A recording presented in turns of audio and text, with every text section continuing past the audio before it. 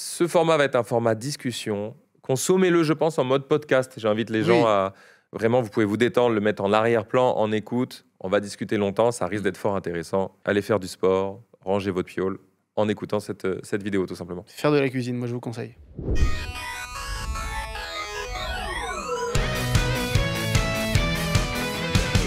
Bienvenue dans ce nouveau format discussion. On reçoit aujourd'hui Philippe Lachaud pour parler de son incroyable success story, parce que vous allez voir, c'est pas une ligne toute droite comme on peut l'imaginer, c'est une longue histoire. Effectivement, c'est dans la digne lignée du podcast avec Joko sur la gestion de l'échec qui vous avait beaucoup parlé. On a encore des retombées aujourd'hui. Et bah c'est pareil, c'est le cousin de ce podcast, puisque on avait croisé Philippe, on s'est vu plusieurs fois ces dernières années, on s'est croisé sur une émission, et tu nous as raconté en détail les portes qui se claquent, à quel point au début c'était dur, c'était non, jusqu'à ce que ça devienne oui. Et je trouve qu'à vocation inspirationnelle pour les gens qui ont besoin de ça, en tout cas qui kiffent ça, comment s'imposer, comment y arriver, comment garder espoir. Je crois que tu es un des meilleurs témoins de ça, c'est-à-dire c'est difficile, et un jour ça marche. Et c'est de ça qu'on va parler aujourd'hui. Alors écoute, déjà je suis très flatté de faire cette émission, parce que ça m'est revenu là, hein. Je ne l'avais pas préparé. Mais je me souviens en plus d'avoir vu vos vidéos, je regardais vos vidéos, et où tu m'avais vanné sur mes films, tu te souviens ça, à chaque fois, il faisait une chanson. Non mais la vanne était drôle, parce que tu disais genre... J'aime pas, mais j'ai jamais vu. J'aime pas, mais j'avoue, j'ai jamais vu. Je critique beaucoup les films de Philippe Lachaud. Je n'en ai vu aucun. C'était la stricte vérité. C'est rigolo. Mais peut-être que j'étais jaloux de ton succès. Peut-être que c'est ça le vrai la chanson, comme tu le tournais, voulait dire ça. Oui. Donc j'ai trouvé ça rigolo. Et puis surtout, on a appris un peu plus à se connaître à force de se croiser avec différents projets. On s'est pas croisé dans la vie, mais on s'est croisé dans le milieu professionnel, disons. Et on a appris cette histoire. Et je trouve que, je sais pas si elle est très très connue pour le public. Je me rends pas compte à quel point. Il y en a qui vont la découvrir, il y en a qui connaissent déjà. Mais ça raconte tellement de choses sur toi. Et en gros, sur tout ce que tu viens de dire, à savoir l'échec, comment gérer tout ça, que je crois que ça prend encore plus de saveur de regarder tes films après avoir compris d'où ça vient. Mille fois, mais c'est peut-être pareil pour vous, hein, vous allez me dire, j'aurais pu arrêter, tout aurait pu s'arrêter, tellement il y a eu d'échecs, de désillusions, c'était très dur, hein, très très dur, avec des gros doutes. Et si t'as pas la passion, si t'es pas animé, il y a un truc au fond de toi qui te dit... C'est impossible qu'un jour ça marche pas, sinon je vais être malheureux. Tu sais, c'est quelque chose comme ça où tu te dis... Donc je suis obligé de tout faire, tout tenter, jusqu'à je sais pas quelle heure. En fait, ce qui est bien dans le cinéma, on va dire, contrairement aux sportifs, c'est l'inverse, c'est que sportif, tu es obligé de percer très tôt, parce que la carrière va s'arrêter à un moment. Il y a une horloge... Et je me consolais à chaque fois en me disant, je prenais l'exemple de Louis de Funès, personne ne l'a connu jeune, Louis de Funès, tu vois. Et je me dis, même si je perce sur le tard, faut qu'il y ait un moment où ça marche, tu vois. Mais même si ça n'avait pas marché, on va dire professionnellement, je me serais jamais arrêté d'écrire, d'avoir des idées, de tourner, parce que c'est ce que j'aime. Pour reposer les bases, les gens le savent, mais il faut le dire, et tu pourras pas le dire toi-même parce que ça ferait trop arrogant. Ça fait plusieurs années maintenant que tu fracasses le box-office. On parle de tous tes énormes succès. Bien sûr. Que les gens savent, mais voilà, je le redis. C'est pour mieux expliquer qu'avant ça n'a pas été le cas, et surtout, ça n'a pas été oui tout de suite. Il y a eu des difficultés. Est-ce qu'on peut repartir de là? Alors, je refais le topo vite fait. C'est-à-dire que je suis un petit garçon qui rêve de faire du cinéma, sauf que ses parents n'ont rien à voir avec le milieu du cinéma. Donc, ça commence mal. Une mère couturière, un père assureur. Rien à voir. Ah ouais. Donc, ils te disent, passe ton bac, on verra après. Sauf qu'avant le bac, ils m'achètent quand même une caméra. Et là, le déclic, c'est cette caméra, où là, à partir de là, moi, je m'arrête jamais de tourner. Mon premier acteur, c'est mon petit frère. C'est le seul que j'ai sous le coude. Je lui fais faire des trucs pas possibles. Après, c'est mes copains que j'appelle, on tourne dans ma résidence, au Petit Borgard, à la Celle-Saint-Cloud, dans la forêt, dans ma cave, dans l'appartement, on fait des décors de dingue. Enfin voilà, je suis parti vraiment, c'était vraiment pas ouf. Le cinéma me semblant complètement inaccessible, je vois à l'époque, à la télévision, beaucoup de gens qui font de la télé et j'ai l'impression que ça crée une passerelle avec le cinéma. On parle de l'époque des Nuls, même de Jamel Debbouze, José Garcia, tu vois, Les Inconnus. Et je me dis, peut-être que la télévision, peut-être c'est un petit peu plus accessible. Au moins, je pouvais avoir des adresses de chaînes, de boîtes de production. Oui. Donc, c'était un vrai plan de carrière à la base. Donc, je prends toutes ces heures, mais innombrables de sketchs, de parodies que je prends, de courts-métrages. Je fais un espèce de montage et j'envoie les cassettes. C'était les cassettes VHS à l'époque, tu sais. Je fais une jaquette avec marqué « Bonjour, je m'appelle Philippe », tu vois, machin. Et je sors la cassette, j'en fais je sais pas combien, et je les balance partout, les chaînes. Dans ma voiture, j'ai les cassettes. Quand je suis en voiture, ça m'est arrivé une fois ou deux de croiser une célébrité, quelqu'un de la télé. Je m'arrête, Michel Field, aucun rapport. Ouais, si, mais quand même. Il est en moto à un feu rouge, je le vois, j'ai une cassette, je dis s'il vous plaît, Michel Field, si vous pouvez... Je fais de la figuration chez Moustique, tu sais, Oui, y aller, mais ouais, juste pour ouais. à la fin pouvoir donner ma cassette. Je vais dans le public de Nulle part ailleurs à l'époque de Nagui. J'attends la fin, je loupe Nagui, du coup je la donne au chauffeur de salle, je suis sûr que la cassette n'est jamais arrivée. Philippe, peut-être pour toi c'est ton histoire, ça te paraît anecdotique, mais c'est déjà énorme. C'est déjà dingue. C'est vraiment forcer le destin, c'est-à-dire oui. il faut y aller, quoi. Il y a du bagou là-dedans. Ah bah, il y a l'envie d'y arriver, c'est sûr. Et un jour, je suis chez moi, il est 7h du matin, j'habite chez mes parents encore. Ma mère qui va me réveiller, Philippe, il y a M6 au téléphone. 7h30 du matin. M6. M6 à 7h30. C'est beaucoup trop tôt, M6. C'est tôt, M6. Elle me dit, il y a Michael Youn au téléphone. Je dis, Michael Youn, c'est l'époque du Morning Live. Et là, je me réveille, je suis en pyjama, elle me donne le téléphone, j'ai la voix comme ça, à moitié endormie, à moitié flippée, tu vois, et je me retrouve en direct dans ma télé avec Michael au téléphone, qui me dit, salut Philippe, on a bien reçu ta cassette. Donc ma cassette était arrivée en l'envoyant, Attends, je sais pas comment. pas du tout ça. Ouais. Attends, continue, mais Et donc c'est mon premier passage à la télé, il me dit, on a reçu ta cassette, on va passer un sketch. En plus, il avait été très sympa, Michael, parce qu'il dit, on va relever le niveau de l'émission, et on va passer de ton sketch. Bon, le sketch, ça s'appelait Matrick, 2 flics qui en ont dans le pantalon. Tu vois, ça te donnait le niveau, tu vois. Avec la meilleure vanne du sketch, qui était donc 2 flics. À un moment, il y a une voiture qui passe vite. Il dit vite, fous la sirène sur le toit. Et j'ouvrais le coffre. Et là, je sortais une meuf déguisée en sirène que je mettais sur le toit pour. Voilà. Pas si mal. Franchement, je peux pas jeter la pierre. Décalé. Au niveau jeu de mots de merde, Décalé. on est Et ensemble. bref, ça passe. Donc je suis comme un ouf. Déjà, je suis fier devant mes parents en disant, je suis passé à la télé, Morning, tu vois, c'était cultissime. Morning Live, tu rigoles, l'émission, mais tu vois. Mika, On était fous. Mika, t'as vu, hein. Pour les jeunes, c'était Récemment, on l'a revu encore. On a tourné dans son Morning Night. Toi aussi, d'ailleurs. Ouais. Toi aussi, tu l'as fait. Et enfin, ça nous fait quelque chose toujours. Moi, c'était vraiment la messe du matin. Bien On pouvait sûr. pas partir sans regarder le Morning Live. Culte. C'était cultissime. Culte.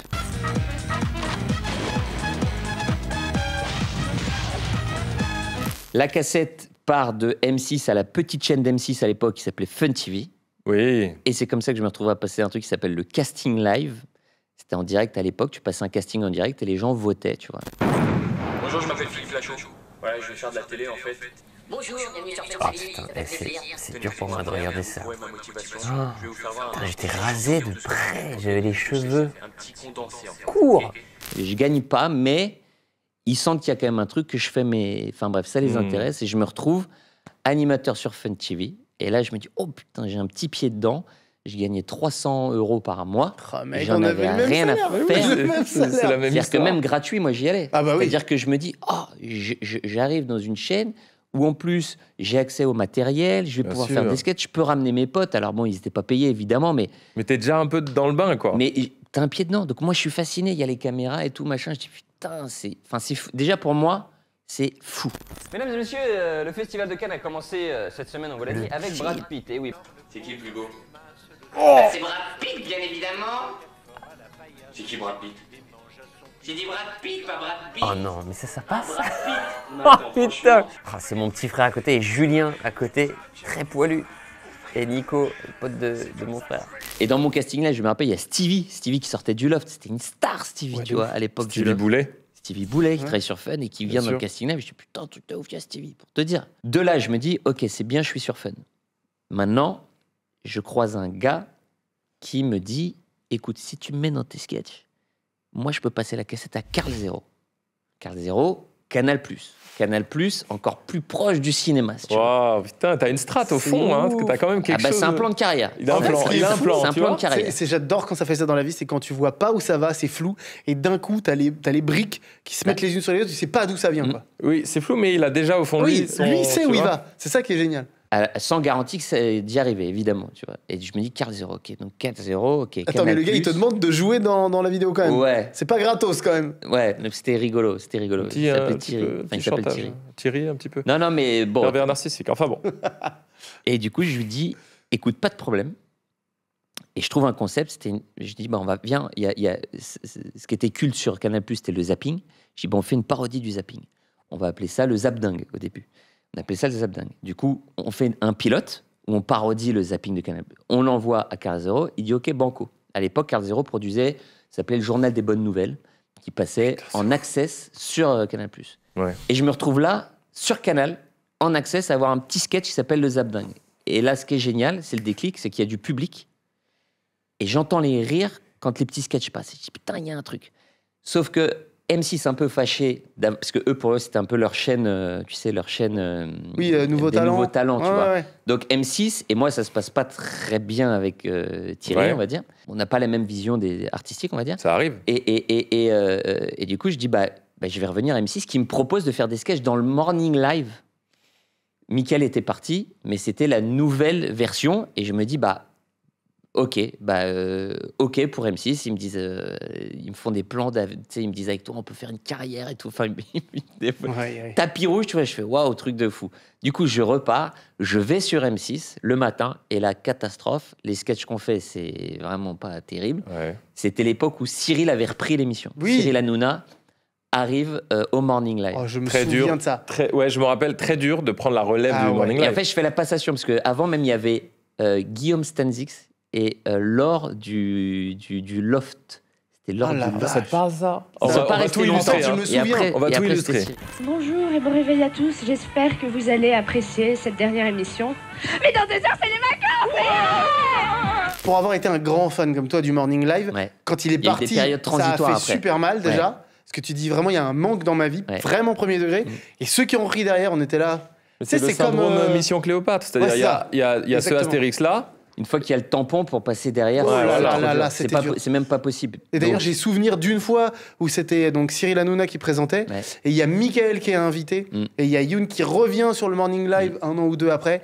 Et je me souviens qu'il met à l'amende tout le monde, il casse le studio en mode jamais vous. Et c'était genre horrible, quoi, la Donc sensation. j'imagine que pour Cyril, je l'appelle Cyril, c'est Baba. Oui, oui, bien sûr. Et toi, la tâche est difficile du coup à De ce ouf. moment-là. Bah ouais, alors moi c'est juste des petits sketchs, tu vois, mais j'y arrive pas en quotidienne, le tournage, l'écriture, le montage, j'y arrive pas. Enfin, on n'y arrive pas et c'est pas bien. Et 2 mois après, on se fait virer. Tu vois, on fait bon, bah, c'est Ça, le cool. plan de carrière Donc, de boum. M6. Nous, avant, Fifi et moi, on avait ce point commun de se faire virer de partout. Ouais, c'est ça. Non, À mais chaque comme fois quoi, qu'on faisait un truc, on savait qu'on allait être viré dans 2-3 mois après. Donc, on se voilà. ça donne de l'espoir. Tu vois, on se fait virer. Je fais putain. Et avec Juju, il y avait déjà Juju à l'époque. On s'est dit, non, mais c'est pas possible. On était sur Canal, la chaîne du ciné. On s'est barré pour arriver là. Non, mais c'est pas bien. possible. Oui, mais Du c'est coup, là on que c'est dit, croustillant. il faut qu'on supplie Karl de revenir sur Canal, quoi. Notre seul contact, c'était Karl, tu vois. Et on dit, mais comment on va faire comment on va faire? Et on apprend que sa société fait une soirée de fin d'année dans une boîte qui s'appelle L'Étoile. Je sais pas si Oui, vous voyez, à oui, côté du duplex. tout Bien se passe sûr. à l'étoile. Ah bah Et on oui. se dit, vas-y, on joue toutes nos chances, faut qu'on chope Karl, on va à cette soirée. On n'était pas invités. Hein. On n'était pas invités, mais j'avais l'info qu'il serait à cette soirée. Oh. Du coup, on y va avec Juju, sauf qu'on n'est pas sur la liste, rien. Et c'était Tony Gomez qui était à l'époque. Mais je laisse ce blaze. À l'époque, à l'entrée de la boîte. Et on fait avec le culot, on y va, tu vois, on y va, on n'est pas sur la liste, on y va. Vas-y, je dis, viens Juju, on y va. On arrive devant la boîte, il y a Tony Gomez qui nous a jamais vu de sa vie. Je dis, hey, mais moi je le voyais dans les magazines People, Tony Gomez. Donc je repère sa tête. Et je dis, hey, Tony, ça va. Mais j'y vais avec une telle confiance en faisant genre C'est que passé. lui, il voit tellement de gens qui me dit, hey, ça va. Je dis, ouais, ça va et tout. Je lui mets une tape sur l'épaule, mais genre confiance. Il me dit, allez-y, rentrez et tout. Oh Et my on rentre God. comme ça. Mais mais c'est Et génial. je dis, donc on a déjà passé Tony Gomez. le vigile et Tony Gomez. Et on arrive dans la boîte. Et on voit et tout, on scrolle et on dit, ah, regarde, il est là-bas, Karl et tout, il est là-bas et tout. Et on voit Karl qui passe, qui fait un chemin, et je dis, viens. Et on fait genre, on se met sur sa route. Et on fait, Ah, tu fais des Karl calculs de trajectoire et Ouais, tout. ouais. Et on est avec Juju, on fait, ah, Karl. Et là, il me parle comme ça. Il dit, ah, ouais, mais pour rigoler. Ah putain, j'ai eu Il me peur. dit, ah, mais pourquoi vous êtes parti pour M6 et tout parce que lui, il voulait vraiment qu'on reste parce que les petits sketchs marchaient bien. Ok. Et je dis, franchement, on a fait une énorme connerie, s'il te plaît, Karl, viens, on refait un truc et tout, machin, là. Et cut. Et c'est comme ça qu'on se retrouve dans le vrai journal de Karl Zéro, le dimanche sur Canal+, avec Oui. un concept qui s'appelle la cave à l'info. Oui. Et là, c'est extraordinaire, parce qu'on arrive sur Canal, dans le vrai journal, qui était une émission culte, un peu de Canal quand même, Ouais. qui passait le dimanche, Bien sûr. avec plus de moyens. Et là, c'est mortel pour moi, parce que là, je peux appeler mes potes et dire, les gars, tous les mercredis, on tourne un sketch qui s'appelle la cave à l'info. Donc, tous mes potes chômeurs, le mercredi, parce que les autres travaillaient, ils ne pouvaient pas. C'est là que Tarek arrive, qui était en Oh. BTS avec Juju, qui me l'avait présenté. Et donc, c'est là qu'il y a Tarek qui débarque, avec Juju et tout ça, et tous nos potes. Et on fait la cave à l'info qui passe une fois par semaine. En ce moment, la valeur de l'euro explose celle du dollar. Et avec cette dévaluation du dollar, l'homme qui valait 3 milliards à l'époque, il vaudrait combien aujourd'hui? Et là, je dis, ça y est, on est sur Canal. C'est extraordinaire. C'est génial. C'est encore une étape de gagner, tu vois. On reste à peu près 2 ans et c'est là qu'on se fait repérer par le Grand Journal de Michel Denisot. Donc 2 ans après, on se retrouve à aller au Grand Journal de Michel Denisot, Access Prime Time, qui était l'ancien Nulle part ailleurs. Ouais. Donc là, c'est encore une étape de ouf où sont passés José Garcia, Antoine Decaune, enfin tu vois les nuls. Non mais là, enfin, le grand public vous connaît à ce moment-là, la bande à Fifi, c'est ce moment-là où... C'est là la bande à Fifi, c'est à ce moment-là. Donc là, on repasse un petit cap. Bah ouais, parce qu'en fait, on était à la cave à l'info et quand on arrive au Grand Journal, on dit bah faut un nom. Du coup, on dit bah nous, on n'a pas de nom. Et donc c'est eux qui nous proposent, je sais plus qui, nous dit bah la bande à Fifi. On dit bah d'accord, ok. Et on y va, on se retrouve en accès chez Denisot. Bonsoir, aujourd'hui souhaitons un très bon anniversaire à Kyo.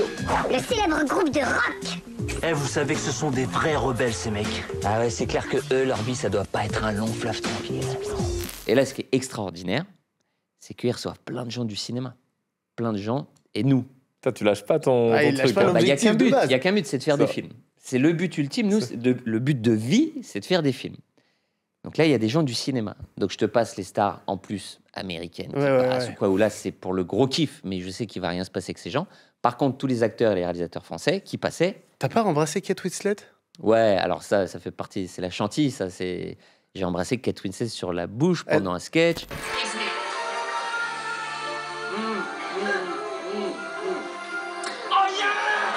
Elle savait pas ce que tu disais, je crois, mais elle s'est pris au jeu parce qu'elle a kiffé le truc, c'est ça? En fait, elle se prend tellement dans le jeu. En fait, les Américains étaient beaucoup plus généreux que les Français. Ah, c'est ça on qui est en parlait incroyable. tout à l'heure, On comprend, ouais. Parce qu'ils sont payés ou parce qu'ils ont une culture du show. Je pense que c'est culture plutôt de ça. l'entertainment de ouf. C'est-à-dire que tu arrives, que ce soit Will Smith, on a fait avec Jackie Chan, tu vois, avec des gens comme Hugh Jackman. C'était incroyable. C'est-à-dire que tu arrives, tu as l'impression que tu es leur pote. Ils jouent le jeu, Ils rentrent dans la vanne. Des fois, ils te font le sketch tout seul. Tu es là, tu fais waouh, c'est extraordinaire, tu vois. Et les Français, plus, tu vois. Sur la réserve. Plus compliqué. À l'époque particulièrement. Et les attachés de presse surtout. Beaucoup plus compliqué. Tout ça pour dire que nous, dès qu'il y a une personne du cinéma, on va dans la loge pour dire bonjour ou pour dire au revoir. On dit voilà, nous aussi. Excuse-moi, ça, comment dire, ça me rappelle Kanye West. Alors, c'est plus trop d'actualité, mais dans le docu, quand il rentre dans les maisons de disques, il met le CD. Et qui dit, mais écoutez, c'est fou ce moment-là. Ce que tu fais là, c'est pas donné à tout le monde. Il faut juste qu'on s'arrête là-dessus. C'est-à-dire que tu y vas, c'est pas du forcing, parce que moi, en tout cas, pour moi, c'est positif ce que tu fais, mais tu y vas, quoi. T'as confiance, c'est un mélange. Je suis une nature extrêmement timide, et extrêmement réservée et pas beaucoup de confiance en moi, tu vois. Donc c'est juste que je suis animé par un truc qui dépasse tout ça. Tu sais, je pense que c'est comme même un joueur de foot. Je pense qu'il a beau avoir une nature quand il arrive sur un terrain, qu'il a cette passion de mettre un but. Je pense que c'est plus le même gars en fait. Ouais. Et moi en fait, je n'étais plus le même gars quand il s'agissait d'y arriver. D'aller attraper le rêve. Essayer de réaliser mon rêve. Ouais. Tu vois, t'as un truc, tu te dépasses. Bon, bah voilà, c'était ça. Donc j'y allais, à contre-nature, on va dire. Et on y allait. Et les premiers à nous avoir tendu la main, on va dire, c'était KDO. KDO, ils disent putain, les gars, ouais, on venait de faire un sketch qui était très cool avec eux en plateau, c'est vrai. Enfin, nous, on trouvait que c'était cool. En tout cas, ça riait. Et ils disent bah, on va vous présenter notre producteur de cinéma. Putain, KDO, il n'y a que des légendes dans ton... C'est génial, tous les blazes que tu sors, c'est dingue. Et on se retrouve en rendez-vous, cut, avec Cyril Colbeau-Justin. Je ne sais pas si vous le connaissiez. Ça, je n'ai pas. Je ne l'ai pas lu. Bon, qui était un gros producteur de cinoche, tu vois. Tu veux dire qu'il était en surpoids? Ouais, non, très beau gosse, très beau gosse. Et en fait, il nous dit, bah, qu'est-ce que vous avez comme idée? Et nous, on avait une idée toute bête. On se dit, putain, premier rendez-vous de cinéma, faut pas le rater. C'est quoi l'idée de film qu'on va proposer? On a une logique à la con. On dit, c'est quoi le film qui a fait le plus d'entrées au monde? Titanic. Eh ben, viens, on fait une parodie de Titanic. Juste ça, tu vois. Des potes qui partent en croisière et le bateau, et ça part en couille. Sauf que on n'avait pas les notions, nous, de budget, tout ça à l'époque. Du coup, le mec, il dit, super idée, on y va, il nous signe, et là, on part. Quoi? Ah ouais? Il nous signe un film. Il te signe sur l'idée, là, comme ça? Ça s'appelait Le Petit Navire. Est-ce qu'il n'aurait pas fait naufrage?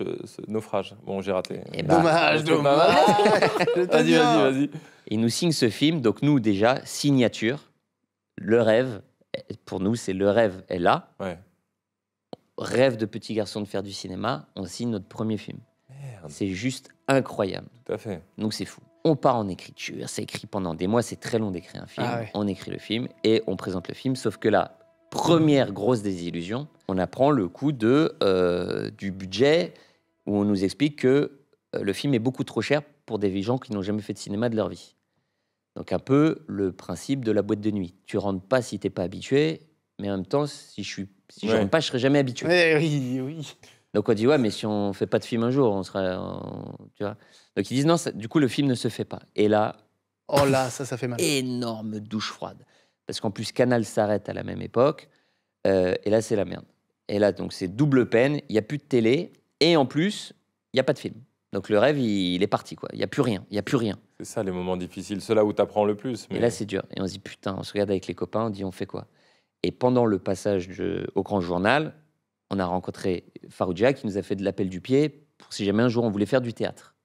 Donc on bondit comme ça, on rappelle Dom et on lui dit écoute Dom, on accepte ta proposition. En vérité parce qu'on n'avait rien d'autre, mais aussi parce que c'était Dominique et tu vois, et c'était aussi incroyablement cool Bien sûr. de faire du théâtre produit par Dominique Farrugia. Donc on se retrouve au Splendide dans une pièce complètement barrée qui n'a pas marché. Je pense que c'était trop chelou. Ça s'appelait Qui a tué le mort? En fait, c'était l'histoire des Men in Black qui cherchaient un extraterrestre qui avait voulu tuer M. Pokora. Donc, le pitch est fou. Qui signe pour ce pitch? Mais on a des images. Pitch, je me dis, mais c'est normal que ça n'ait jamais marché. C'était trop chelou, en fait. Trop chelou. En même temps, je te dis ça, nous, on a eu un pitch, il y en a eu plusieurs, notamment, je me rappelle, qui s'appelait Mon gros pipi. On n'a pas appris. Après, le concept n'était pas inintéressant. C'est-à-dire qu'en fait, l'extraterrestre se cachait dans la salle, mais à forme humaine. Donc, on devait trouver dans la salle qui était l'extraterrestre, tu vois, qui avait voulu tuer M. Pokora. Non, mais il y a un petit truc quand même. Il y avait clair. un concept quand même. Donc, nous, on était les Men in Black, et pendant toute l'heure, on fermait le théâtre et on dit personne ne sortira tant qu'on n'a pas trouvé l'extraterrestre. T'es Men in Black, mais moi j'ai des images en tête parce que on a travaillé un peu cette interview. Et il y en a où t'étais pas très habillé quand même. Oui, bon, c'est pareil. C'est pareil. C'est des trucs, tu sais, que t'assumes plus trop. Il y a des trucs fous. Mais qu'est-ce que j'ai dans ma poche? Regarde donc. Viens dans la lumière, Audrey. Un trèfle à 4 feuilles. Ferme les yeux. Et fais un vœu, Audrey.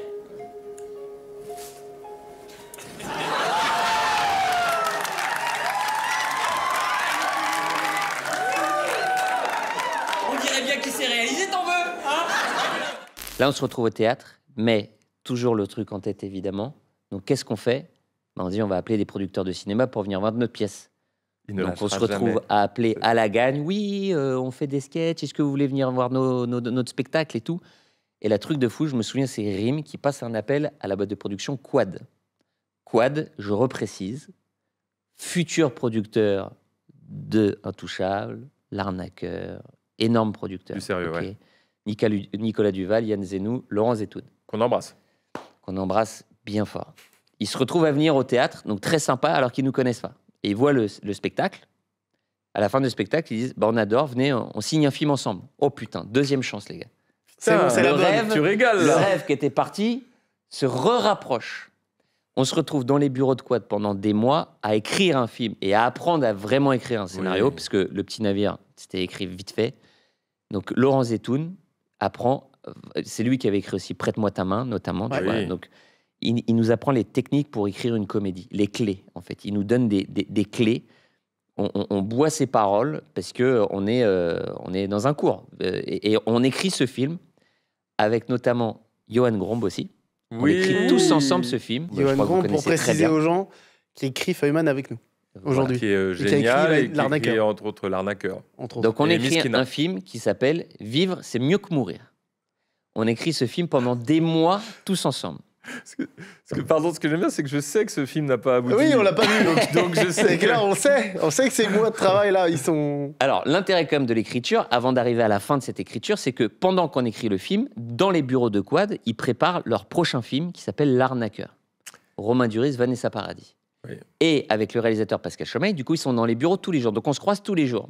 Et les producteurs glissent à l'oreille du réalisateur, disent « Ah, ce serait pas mal que tu mettes les petits avec qui on a un prochain projet de film avec eux, ce serait peut-être pas mal que tu les mettes dans le film. » Et c'est comme ça que notre première apparition de notre vie au cinéma, avec Julien, Tarek et moi, c'est dans L'Arnaqueur. On a des tout petits rôles, mais on se retrouve dans L'Arnaqueur. C'est la première fois de notre vie qu'on apparaît au cinéma. Donc, ce qui est extraordinaire, si tu veux, moi j'estime que c'est un film culte. Enfin, pour moi-même, je pense être objectif quand je dis que c'est la meilleure comédie romantique française ever pour moi. Mais on est C'était très un peu nombreux. le postulat, les gens, globalement, tu sais, quand l'opinion publique dépasse tout, c'est ce qui se dit sur ce film, ouais. C'est une référence en la matière, en tout cas. C'est-à-dire que tu imagines, première apparition cinéma dans un film avec Romain Duris, Vanessa Paradis. En plus, j'ouvre le film, donc pour la blague, je disais à tout le monde que j'avais le premier rôle dans le film, parce que j'étais le premier qu'on voyait. Ok. 3 minutes, mais... Drôle.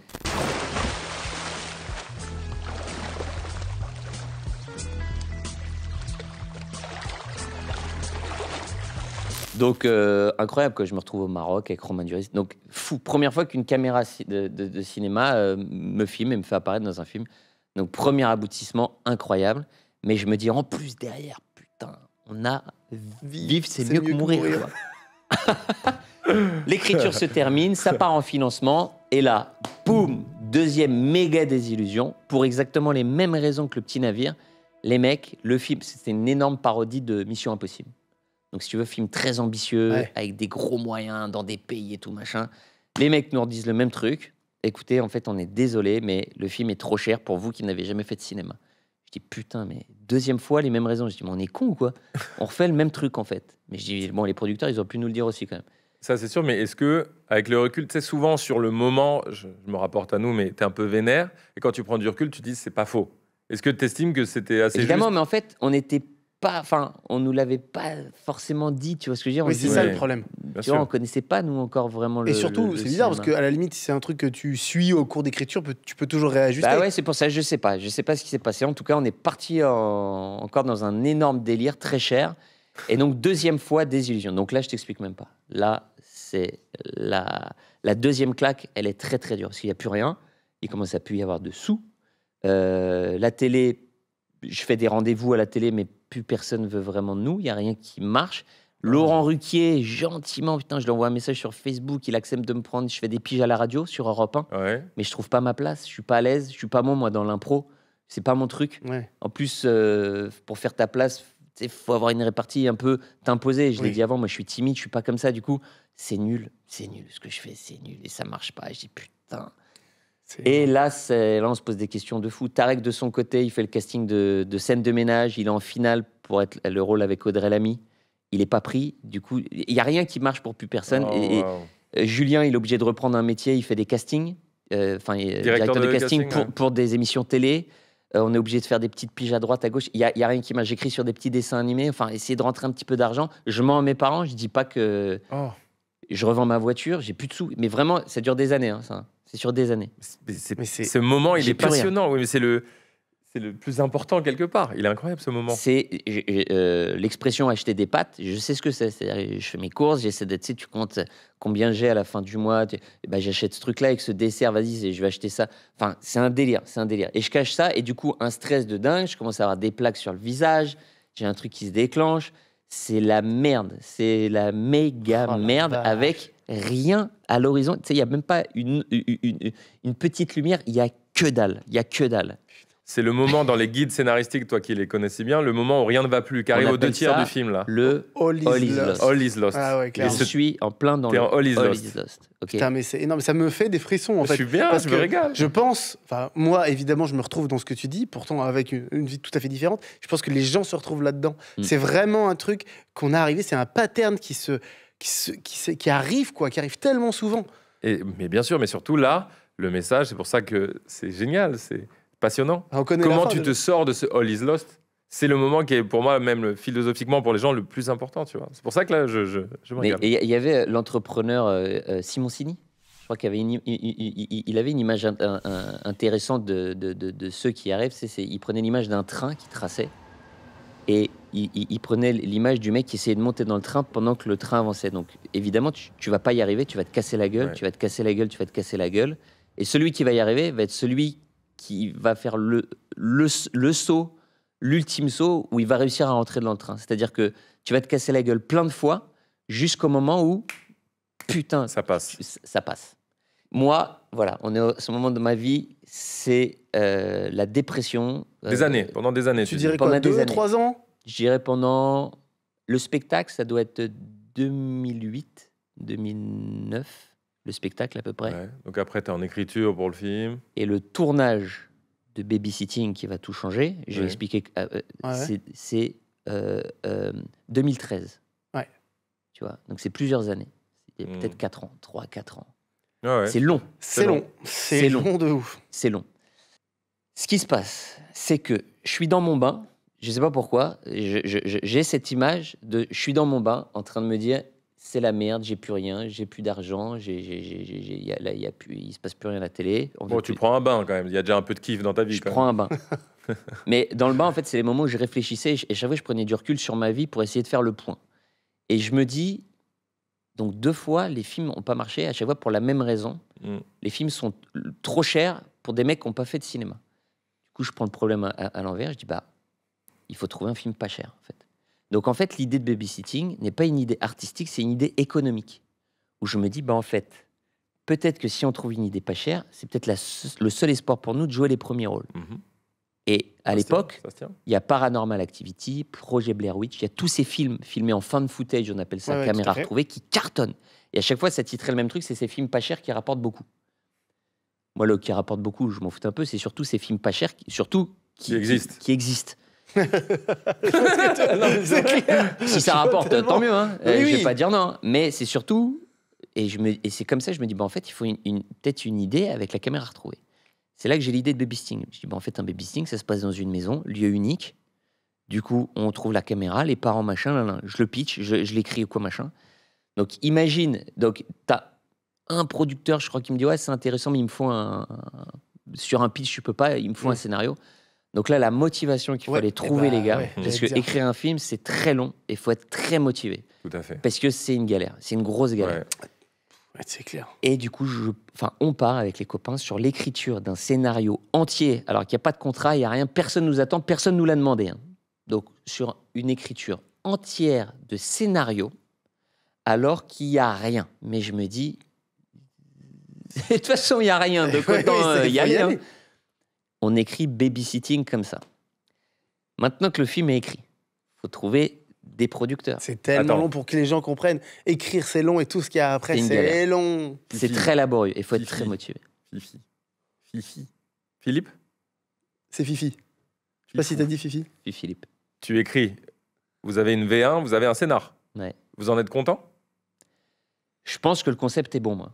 Je pense qu'il y a un truc. Je pense vraiment qu'il y a un truc parce que je me dis le concept il se tient, c'est original. Je l'ai pas vu ce film encore. C'est ça surtout. Je l'ai pas vu. Le gars, les fan footage, tous les films de fan footage que tu voyais à l'époque, c'est de l'horreur. Non, mais ça commençait. T'étais déjà dans le fan footage. Tu vois ce que je veux dire ? Les images étaient déjà retrouvées. Moi, je me dis, on a un truc en plus dans le concept et qui fait marcher la comédie, c'est qu'on n'a jamais vu les gens qui regardaient les images. Projet Blair Witch, t'as jamais eu le point de vue de ceux qui découvrent les images. Tu vois, pareil pour Paranormal Activity. Je me dis là, on a un truc en plus et en plus qui fait marcher la comédie parce que un gars assis dans son canapé qui découvre toutes les folies qui sont passées chez lui la veille est assis dans ton canapé. Je me dis, moi, je pense que le concept est fort. Mais c'est mon avis et je peux me gourer, tu vois. Et donc là, tu as le scénario et maintenant, t'en fais quoi, tu vois. Donc, on l'envoie à Quad, ils mettent sur la touche. On envoie à Colbeau Justin, qui avait signé Le Petit Navire, ils mettent sur la touche. Je dis, ok, du coup, je connais plus d'autres producteurs de cinéma. Là, on est en train de faire la liste de tous les gens qui ont refusé babysitting. Donc, les 2 seuls producteurs que je connaissais, ils veulent pas du film. Bah, je fais quoi ? Bah, faut que je trouve d'autres producteurs. J'en connais pas. Je fais quoi ? Là, c'est une vraie preuve de motivation. Je vais sur Internet, je prends toutes les boîtes de production et tous les distributeurs français. Tous. Ok, tous. Et je vais sur Internet et je regarde le nom des gars qui travaillent là-bas. Je te prends l'exemple, par exemple, je vois pâter Romain Legrand. Je connais pas Romain Legrand, on s'est jamais vu de notre vie. Donc je fais quoi ? Je fais, je vais envoyer un mail à Romain Legrand, mais j'ai pas son adresse mail. Je fais comment ? Je tape romain.legrand@pathé.com. Et tu fais toutes les... romain.legrand@pathé.fr. Mais non. r.legrand, tout attaché. J'envoie 20 ou 30 mails par gars. Mais attends, arrête, Philippe, dans toutes les sociétés ça, j'avais jamais entendu ça. Toutes les dénominations possibles, c'est génial. Tu connais j'adore. pas les gens. Sauf que et j'envoie ça à tous les producteurs et tous les distributeurs français, tous. Il y a des mecs chelous qui ont reçu ton mail. Donc, les mails me revenaient quand c'était pas les bons. Tu sais, il y a marqué erreur. Mais du coup, quand ça me revenait pas, j'avais mon cahier et je notais, je dis, lui, j'ai son mail. C'est un acharné. Lui, j'ai son mail. Oh lui, j'ai là son mail. là, alors David. Alors ça, j'ai jamais entendu ça. Ouais, elle est belle, celle-là. Franchement, je suis très adepte des trucs de motivation, j'en regarde beaucoup et tout. Cette technique-là, elle n'est même pas venue à l'esprit. T'es obligé. Et je dois envoyer, je sais pas, 300, 400, peut-être même 500 mails. Je passe ma journée à faire ça, en fait. Et Et bah j'attends. Je jette une bouteille à la mer. Oui, c'est ça, en c'est vérité. exactement ça. Là. Ok. En plus de ça, évidemment, j'essaie quand même d'avoir d'autres techniques. Je rencontre un producteur en soirée, je lui parle du truc. Tu croises Michel Film une deuxième fois. Je vois une copine qui me présente un producteur de cinéma parce que je lui parle de mon scénario. Elle me dit bah moi je connais un producteur. Donc en parallèle, j'explore toutes les pistes. Tu vois. Les mails me reviennent, donc des producteurs me répondent. Tu vois, c'est cool, ils me disent bah on a lu, mais désolé, on a peur avec la maltraitance à l'enfant et tout machin. Ok, j'ai dit putain, ils m'ont répondu. J'étais déjà content qu'ils me répondent. J'ai dit ok, lui j'ai son mail, si j'ai une prochaine idée, je lui renvoie un truc parce que j'ai son mail, je sais qu'ils me répondent. Lui machin, d'autres qui me répondent pas, d'autres machin quoi machin. Est-ce que dans les signatures parfois il y avait le numéro de téléphone? Ouais, il y en avait où j'avais le contact, où j'avais le contact avec le nom et tout. Il l'a noté. Lui, il a envoyé. Il a un Death Note. Il a fait 06, 01, 02, 03. Il a fait 4 milliards. C'est magnifique. Donc le film est parti partout. Jusqu'au jour où un producteur de cinéma qu'une copine m'avait présenté, je l'appelle, je lui dis j'ai écrit un film. Est-ce que je peux te l'envoyer? Donc Baby Sting dit bah vas-y envoie. Donc je dis bah je lui envoie aussi. Le producteur, je regarde ce qu'il avait fait, franchement pas grand chose. Il me dit bah bon, c'est pas Pâté, c'est pas Gaumont, mais au moins c'est un producteur. Et c'est le seul, donc c'est ce petit producteur à l'époque, Mark Fishman, c'est le seul à me dire j'ai lu, écoute, je trouve ça marrant, ça m'intéresse. Je dis bon bah génial, il a pas fait grand chose, mais en même temps c'est le seul qui accepte le truc. Il me dit ok, je pense qu'il y a un peu de réécriture et tout machin, mais lui il avait bloqué sur le gag du perroquet. C'est le perroquet, lui ça l'avait mis. Il me parle du perroquet. Je dis bah écoute super et tout. Donc on se voit, on écrit un peu. Il s'associe avec un autre producteur qui s'appelle Christophe Servoni. Du coup les deux ensemble, je regarde ce qu'il a fait Christophe Servoni, encore moins de trucs. Je dis mais bon, écoute. Il est bouché à la base. Rendez-vous dans leur bureau. Attends, il aime bien les films. Il me donne rendez-vous dans leur bureau. Laisse tomber. Le bureau, un sketch, je croyais qu'il me faisait une blague. Mais eux, ils ont produit des films. C'était genre les fenêtres, l'air il passait, il faisait froid, les murs qui s'effritaient, le canapé, tu voulais même pas t'asseoir dedans, il était taché, vieux de ouf. Je dis mais ils ont fait des films. Hein. Je dis, mais de toute façon, c'est les seuls. Donc, t'as pas le choix, mon gars. Donc, t'avances avec eux. Donc, on retravaille le truc. Je me souviens en hiver, je suis avec ma doudoune, avec un radiateur de chaque côté, en train de réécrire le film sur leurs remarques et tout. Je me caillais de ouf. Je dis, mais. Et donc, ils me disent, bon, bah, on va partir en financement. Je dis, bon, bah, d'accord, les gars. Tu vois. Salut. Je dis, bon, mais tu sais, j'ai peu d'espoir, mais je me dis, bon. Et ils y vont. Et là, je fais les réunions avec eux. Ils me disent, bah, écoute, tous les distributeurs ont dit non. Je dis d'accord. Il dit écoute. Et là un jour il m'appelle, il dit il y a une bonne nouvelle, il y a un distributeur qui a dit oui. Je dis génial, c'est qui? C'est Universal. C'est les seuls qui c'est pas mal, non? Qui veulent bien. Mais c'est extraordinaire. Ah voilà, quand même. C'est Universal. Universal, on parle de la Terre qui tourne. Là, tu vois la fameuse. Je dis bah, c'est extraordinaire. Donc le film se fait. Ils disent non, ça veut pas dire encore que le film se fait parce qu'on n'a pas les financements. On a un distributeur qui est intéressé. Et pour que les gens comprennent, voilà, un distributeur, ça suffit pas pour faire un film. Faut des chaînes télé, tu vois, si ce producteur a pas d'argent, ce qui était le cas. Des fois, il faut des organismes de crédit, faut des aides, tu vois. Donc, mais déjà, c'est génial. Du coup, on avance comme ça, tout ça. Je me dis, putain, c'est cool quand même, le film se fait. Et pour que les gens comprennent aussi, normalement, un film, tu peux pas le faire sans Canal+. Si Canal+ vient pas, généralement, c'est dur de faire un film.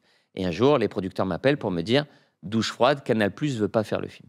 Donc, il y a que Universal, donc normalement, on va pas pouvoir faire le film. Donc, réunion de crise chez les producteurs. Je dis, bah, on fait quoi? Ils disent, bah... Franchement, à part changer le casting, je vois pas quoi. Faut qu'on ait des gens bankable pour que les chaînes acceptent de venir. Oh là là là là, sachant que toi, tu t'es écrit un film dans lequel tu as... c'est mon rêve, tu vois. Ton rêve. Et tu t'inscris, t'écris en te... Donc bon, je dis bah... Dur quand même. S'il n'y a pas le choix. Ouais. J'ai plus rien, j'ai revendu ma voiture, je suis pas loin de revendre mon appartement, tu vois. Ah ouais, je leur ai même proposé de revendre mon appartement. J'ai dit les gars, s'il manque de l'oseille, je revends mon appartement pour le mettre dans le film. Ah ouais, d'accord. Et les mecs un peu flippés quand même, ils disent non, attends. Il dit fais pas ça. Mais je leur avais proposé de revendre mon appartement pour mettre l'oseille dans le film. C'est eux qui m'ont dit non. Sinon, je le faisais.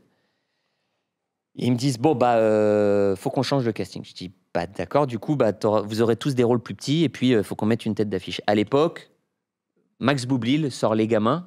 Il a fait 1,5 million d'entrées. Max devient bankable. Et à l'époque aussi, Jonathan Cohen était déjà dans les petits papiers de tout le monde. Tout le monde parlait de Jonathan, tout le monde, déjà à l'époque, hein, en 2012-2013. Tout le monde parle du truc et tout machin. Bah vas-y, il n'y a pas le choix. Du coup, le scénario arrive chez les agents de Max, arrive chez les agents de Jonathan, et nous, on attend leur réponse. En espérant que... Donc moi, j'espère qu'ils disent oui pour pouvoir avoir les financements et que je tourne mon putain de premier film, tu vois. T'imaginais, jusque-là, je veux dire, comment dire, tu te dis, c'est un peu triste, je vais pas jouer dedans, mais ça va exister. Mettons que Max Boublil joue dedans. Et toi, tu l'as écrit et tu l'aurais réalisé tout de même? Absolument. Je réalisais, je gardais la réalisation. Et ça, ils veulent bien. Et j'avais un rôle plus petit dedans. D'accord. Et au final, Max Boublil répond par son agent, non. Je ne sais plus pour quelle raison d'ailleurs. J'ai croisé Max il n'y a pas longtemps, on en a parlé. Je ne sais plus pour quelle raison, mais je crois qu'il avait beaucoup de projets à l'époque. Ah oui, bah oui. Parce qu'après les gamins, forcément, ils recevaient tout, tu vois. Et Jonathan, pareil, qui refuse. Je ne sais plus pour quelle raison. En tout cas, les deux refusent. Donc on dit, bon, bah ok, bah du coup, il n'y a pas de film, comment ça se passe? Et les producteurs, quand même, je sens qu'ils ils croient quand même au film. C'est bien ça. Putain, tu sais quoi? Ils ont dit non, mais on va quand même essayer de faire le film, tu vois. Ils retournent voir Universal, ils disent, voilà, il manque tant. Est-ce que vous voulez bien les mettre? Et Universal dit, ok, on les met. Universal accepte de mettre autant. Il faut savoir qu'Universal prenne 2 films français par an. Donc c'était quand même une chance énorme, assez incroyable, parce que Universal était le film qu'ils voulaient, voilà, et ils acceptent de remettre de l'argent. Mais ils disent, bon, les producteurs, ils disent, c'est pas gagné quand même, il manque encore de l'oseille, mais on va quand même lancer la prépa. Du coup, on lance la prépa. Donc en fait, si tu veux, il n'y a jamais de moment où tu souffles vraiment. Tu es toujours en suspense, tu vois, ça se fait pas. Donc tu avances comme ça. On lance la prépa, on recrute les gens pour faire le film, tu vois.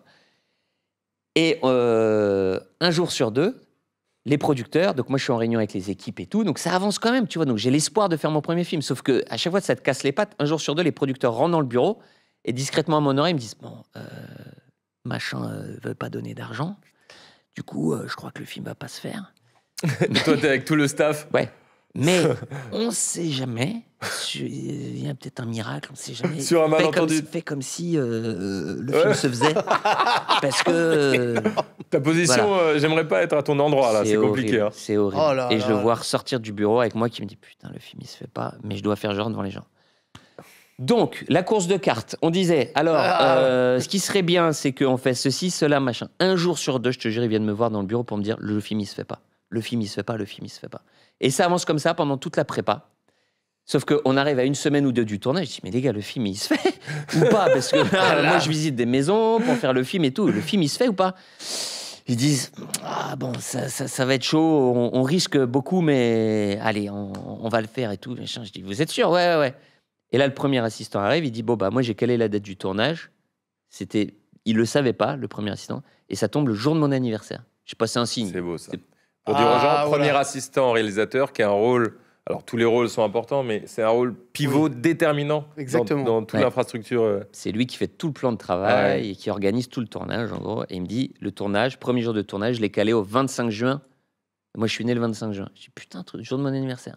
Ah, moi, alors ça, je te préviens, très personnellement, ça me fait quelque chose. Les symboles. Moi aussi, j'aime les symboles. Et donc, on arrive le jour de mon anniversaire, où là, je me dis, la veille du tournage, je me dis, le film se fait. Mais si tu veux, je kiffe, mais en même temps, je sais pas si tu vois, c'est une sensation partagée. Il se passe tellement de choses tout le temps où on me dit que le film va pas se faire, que le film se fait.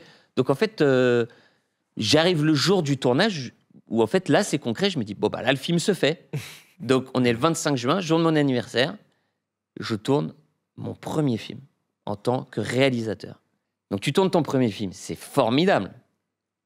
Mais tu n'as aucune garantie que ça marche et ça sera peut-être ton dernier, tu vois. Est-ce que, en tout cas, vous le tournez quand même dans des bonnes conditions? Dans des conditions, c'est-à-dire qu'à partir du 25 juin, là, les planètes s'alignent et là, tout devient extraordinaire.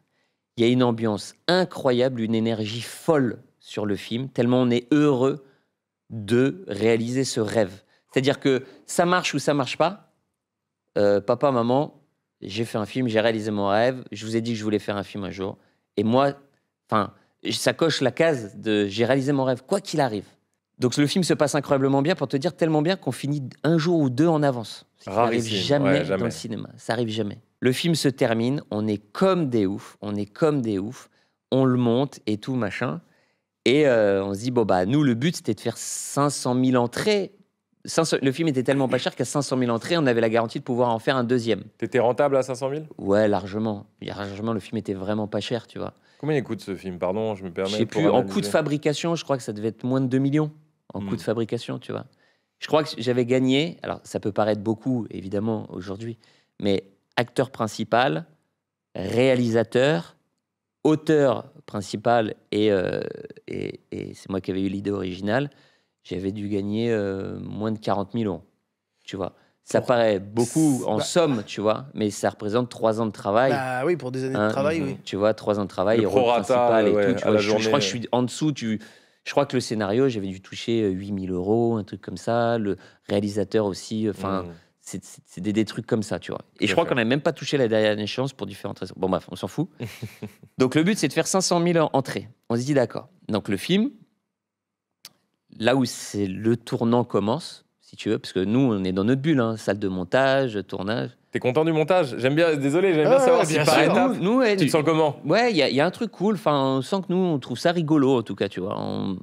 On trouve on a l'impression que le film fonctionne, que tu vois la trame, que le concept fonctionne. Et le premier tournant, c'est quand on présente ce film au Festival de l'Alpe d'Huez. Le Festival de l'Alpe d'Huez, pour expliquer, c'est un petit peu le Festival de Cannes pour la comédie. C'est ça. C'est-à-dire que c'est là où il y a plein de comédies ont explosé après ce festival, parce qu'il y a beaucoup de professionnels, beaucoup de public, beaucoup de presse, tu vois.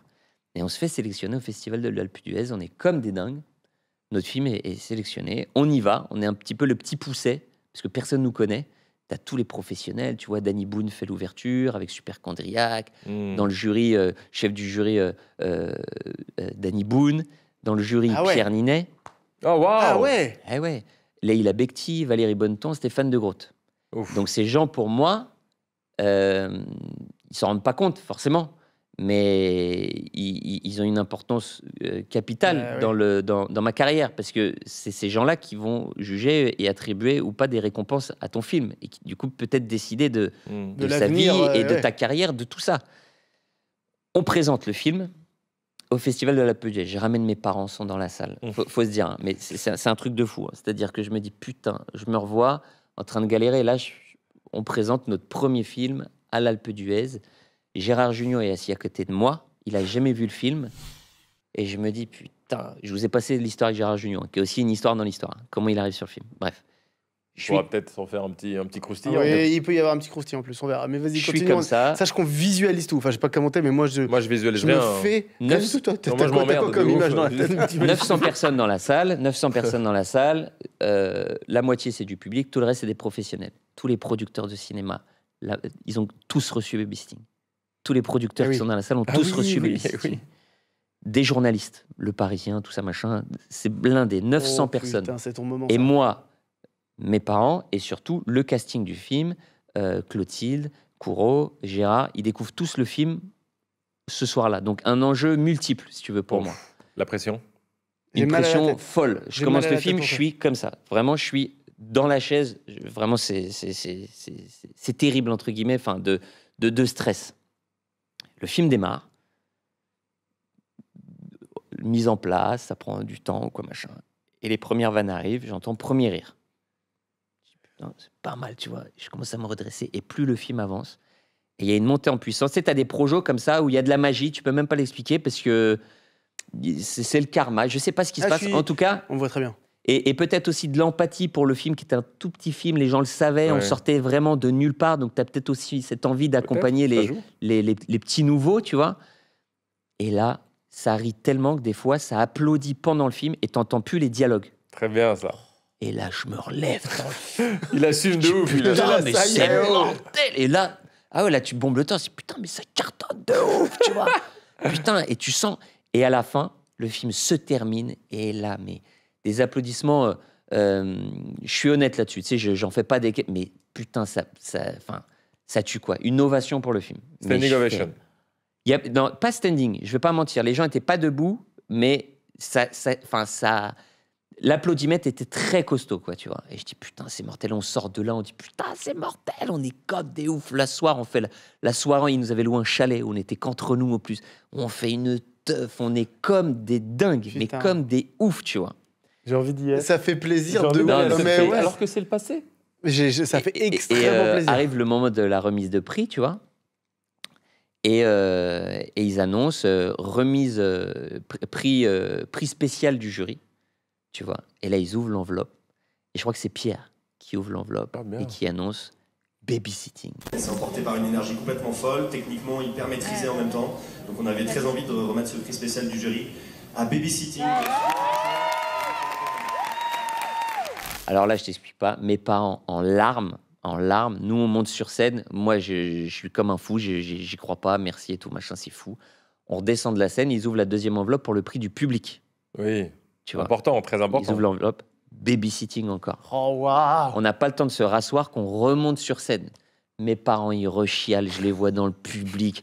Moi, pareil, je sais plus où j'habite. Mais c'est une déflagration d'émotions incroyable, tu vois, qui est très dur encore à exprimer. Et je me rassois, et en fait, là, c'est le tournant, parce que les journalistes reprennent l'info, les professionnels savent qui t'es, tu vois. Leïla, je me souviens, qui vient, qui me dit des mots que j'oublierai jamais, enfin, hyper chaleureux. Pour moi, Leïla, c'était pas n'importe qui, tu vois. Elle était passée dans ce festival avec Tout ce qui brille, sa carrière avait explosé depuis ce festival. Plus, ouais. Moi, j'adore Leïla, tu vois. Enfin, c'est que des gens. Danny Boone, faut remettre dans le contexte, c'est le taulier de la comédie, tu vois ce que je veux dire. Historiquement, personne ne refera les entrées de Bienvenue chez les Ch'tis. Ouais, c'est lui qui détient toujours le record. C'est le patron, bien évidemment. Tu vois, 20 millions d'entrées. Donc, je me dis, putain, c'est fou ce qui se passe. Et là, ce qui est génial, on va à la soirée après. Et là, les producteurs qui viennent te féliciter, chaleureusement. Et moi, sans rancune, tu vois, mais qui leur dit, mais... Enfin, je leur place juste l'info. Je dis, mais tu sais que tu l'as reçu, Babysitting? Il dit, pardon? Je dis, ben oui, t'as un assistant, elle m'a répondu pour dire que ça vous intéressait pas. Ils l'ont jamais vu. Il dit, tu te fous de ma gueule. Et je sais que dans des boîtes, dans des sociétés de distrib, il y a eu des réunions après ça, de crise, enfin de crise entre guillemets, juste pour dire qui a fait des fiches de lecture négatives sur Babysitting, tu vois. Ah, celui, de toute façon, ceux dans la carrière qui Je recroise Cyril, avec qui j'avais signé Le Petit Navire, qui vient voir, c'était rigolo, qui me dit, c'était pas mal quand même, Le Petit Navire. Faudrait qu'on en reparle. Enfin, que ça, quoi, tu vois. C'est incroyable, tu vois. Danny Boone qui vient me parler. Si tu veux, c'est l'impression d'avoir été pendant des années depuis mon enfance dans les tribunes, tu vois, et là d'avoir l'impression de rentrer sur la pelouse, d'être sur le terrain. Donc c'est une sensation juste incroyable. Plus de 10 ans, hein. Là tu sors de plus de 10 ans, pas de galère, mais en tout cas... Ouais, et de rêve, j'ai rêvé à partir de 10 ans, de l'âge de 10 ans, tu vois, donc le rêve, il est allé sur plus de 20 ans, tu vois, et donc c'est un aboutissement incroyable. Donc ce moment, j'en profite, c'est extraordinaire, sauf que le film n'est pas sorti en salle. C'est-à-dire que malgré tout ce qui se passe, c'est pas une garantie de succès. Il y a des films aussi qui ont gagné à l'Alpe d'Huez qui n'ont pas été des succès par la suite, tu vois. Donc il reste ce truc-là, ça veut pas dire que tu referas des films quand même. Donc nous, on vit ces 500 000 entrées, tu vois. Et le film sort, et premier jour, moi j'y connais rien aux chiffres, tu vois, à l'époque, premier jour, ils me disent, ils sont tout contents, 52 000 entrées. C'est un énorme premier jour. Donc c'est quoi 52 000 entrées? Nous, on sait pas. C'est pas énorme en soi, mais ils me le comparent en fait aux autres films, qui étaient un peu dans la même catégorie, tu vois. Ils me disent, Projet X, ça fait moins, Very Bad Trip, ça a fait moins, machin. Et là, tu dis, ah ouais. C'est que des films qui ont cartonné, tu vois, mais qui ont fait moins. Et au final, effectivement, le film... et en plus, le film sort le même jour, faut remettre dans le contexte, que Qu'est-ce qu'on a fait au bon Dieu?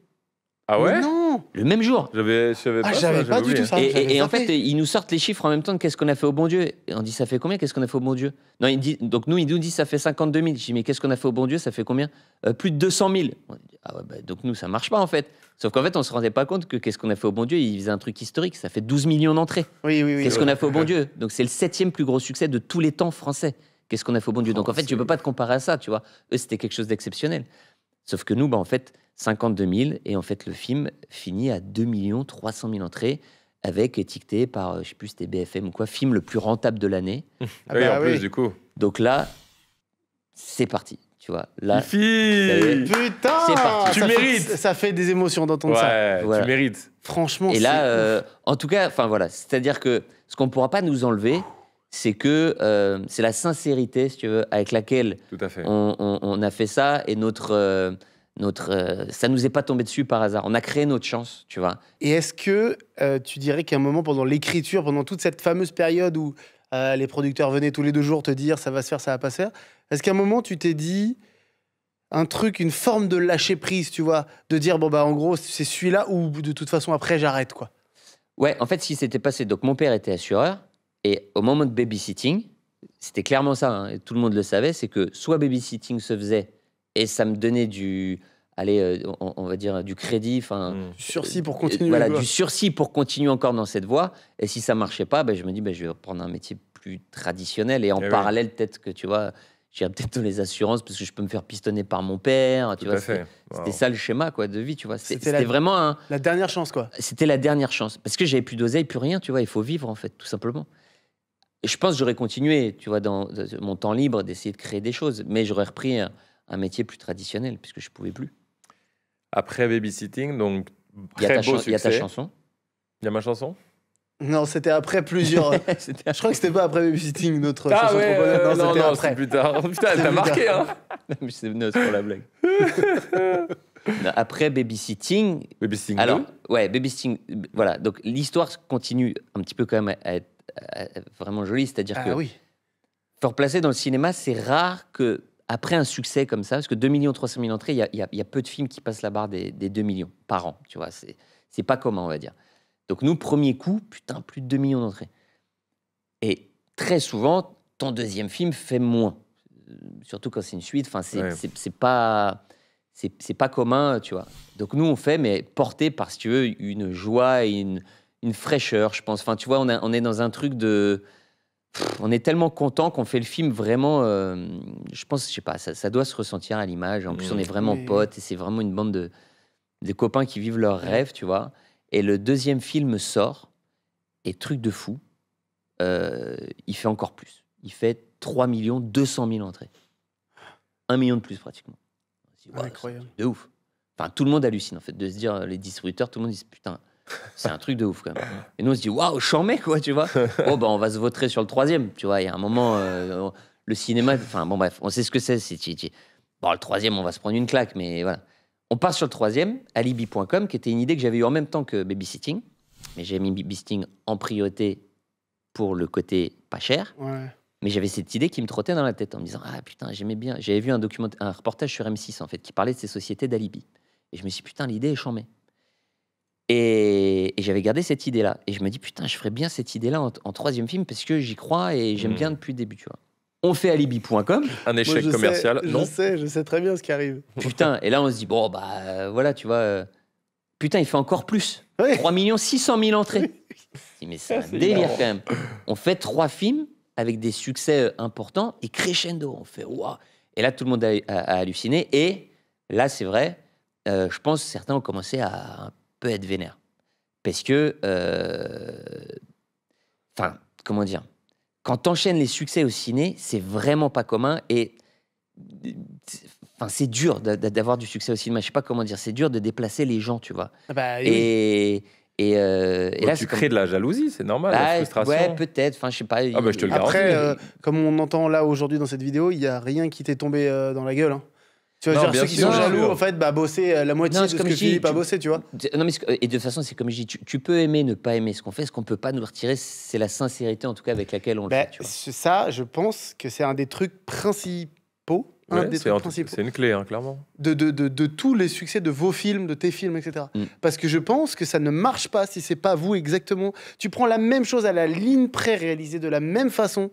Si c'est pas vous dedans, ça n'est pas la même magie. Parce qu'il y a une forme d'authenticité, de sincérité qui est assez folle et tu peux rien faire contre ça. Ça, je trouve que tu peux rien y faire. Ça fait partie de l'équation. Tu rajoutes à ça le travail parce que là, on voit que tu es un besogneux, ça se sent, tu vois. Ah oui. Et nous, on fait partie de ça aussi. Non, mais les mails, mais là, je parle de. T'es un peu passé dessus, mais le travail d'écriture, des jours et des jours et des jours à écrire, c'est quelque chose. Passion, ça existe, c'est vraiment là. Il faut aimer ça, parce que moi j'aime beaucoup chercher des idées, tu vois, c'est quelque chose que j'aime. Et sans ça, je pense que ça aurait été. Ah si c'est une plaie, t'y arrives pas. Ouais, non. Il y a de la joie là-dedans, même si t'as la couette, même s'il fait froid, même si tu sais que personne va l'acheter. Ça m'a rappelé quand on a écrit le Fat Show, donc le nom de la chaîne, tu sais, c'est le Fat Show. Ça s'appelle pas McFly et Carlito, le nom de la chaîne sur YouTube, parce que tu peux pas changer l'URL de la chaîne quand tu l'as créée. D'ailleurs, il y a des URL. Donc on a créé la chaîne avec vous, ça s'appelait Le Fat Show parce que c'est notre petite émission. Et un jour, on s'est dit, on n'a plus rien. C'est marrant, en fait, on a des trucs de ouf en commun. Mais beaucoup dans ce genre d'histoire. Beaucoup, évidemment. On n'avait rien du tout, tout le monde nous fermait les portes, etc.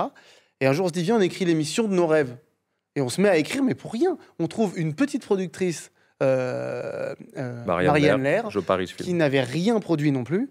Des trucs sur Arte qui n'avaient rien à voir. Similaire, hein, Non, mais c'est assez hallucinant, en fait, je viens de capter. On envoie les trucs à toutes les télés nous disent en gros, toutes, ils nous disent, c'est trop segmentant. Fallait même pas m'inviter, vous racontez. Non, mais tu bah, rigoles, c'est la même tellement histoire. intéressant. Et ils nous disent tous, c'est trop segmentant, c'est non. Et un jour, l'histoire, c'est que la productrice, elle se balade dans Paris, elle passe devant un immeuble, et il y a marqué Énorme TV. C'était une toute petite chaîne qui vient de se créer, Canal 172 de la Freebox, un truc comme ça. Chaque année, tu changes de chiffre. Je sais jamais le chiffre exact, mais c'est tellement long. Toute petite chaîne. Et donc, elle rentre, elle voit un mec à la machine à café, et il dit bonjour, je vous montre un DVD. Et le mec dit bah ouais, je suis le directeur des programmes, mais là, on vient de finir notre. On a tout bouclé. On a tout bouclé, et puis vous n'avez pas le droit de rentrer en fait dans une entreprise comme ça si vous n'êtes pas autorisé. Donc, et là, elle lui a fait une Philippe Lachaud, elle lui a dit ok, mais prends. Tiens, prends. Et le mec la rappelle dans l'après-midi. Ouais. Pour lui dire on annule toute notre grille, il nous faut cette émission l'année Mais prochaine. non. Ça s'appelle le Fat Show. C'est comme ça que c'est parti. Et, et comme on savait que personne ne regardait cette chaîne parce que c'était un canal obscur, même si merci à eux de nous avoir donné cette chance, on s'est dit on les met sur YouTube, au moins elles existent quelque part, au moins il y a 2000 personnes qui pourront les voir peut-être dans 10 ans, tu vois. Et on crée la chaîne sur laquelle on est aujourd'hui.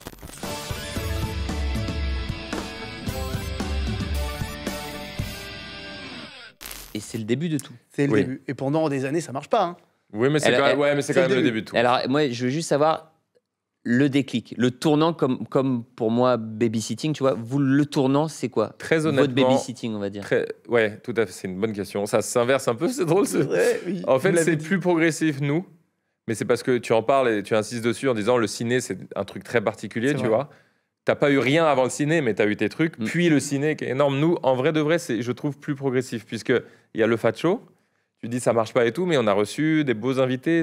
Il se passait quelque chose quand même. C'est sûr. Ce que je veux dire, c'est que... Le Fat Show est notre bande à Fifi, peut-être. On peut le voir comme ça. Il y avait 5000 vues quoi, sur les Fat Show au bout de 2 mois, tu vois. On était très heureux de ça, hein, très fiers de ça. Effectivement, on a reçu des gens. On a reçu Jonathan Cohen à l'époque, par exemple, qui était dans cette époque où dans le cinéma, il commençait à être dans les petits pourquoi papiers. Il vient, par exemple? Je saurais pas t'expliquer.